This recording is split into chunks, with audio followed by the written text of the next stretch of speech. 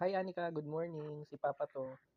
May 30, 2024, Thursday, 8:11 AM Manila time. Gusto ko lang i-share yung magandang balita sa'yo anak, na yung YouTube channel na ginagawa ko para sa'yo, yung ginagawa namin para sa'yo ni Mama. Naka 5,000 views ka na pala, sabi dito sa YouTube Analytics, okay? So kapagka tinignan natin yung analytics mo sa YouTube, ito yung may pinakamaraming views, 5,100K views, 71 likes. YouTube Shorts video 'to. Ito yung kuha natin nung ah, pumunta tayo dinalaw natin si Lola sa Heritage Memorial Park kasi Mother's Day tapos birthday niya at the same time, month of May.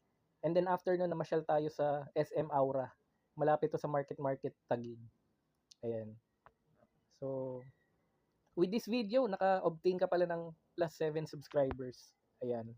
So, nice one.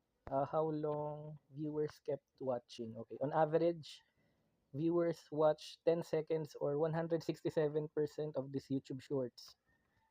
Your viewers rewatched your video. Ayan. So, kapag malaki ka na anak, explore mo lang itong YouTube.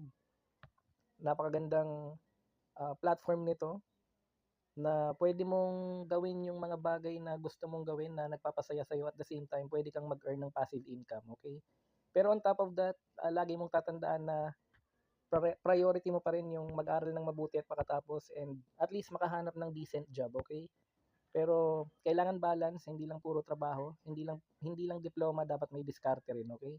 So, ituturo namin lahat ng mga pwede namin ituro sa iyo habang bata ka pa, para pagdating ng araw, kung ano man yung mga na-achieve namin, mas ma-achieve mo pa with flying colors. Okay? Maraming maraming salamat anak. Mahal na mahal ka namin ni Mama and lahat ng mga kapamilya mo.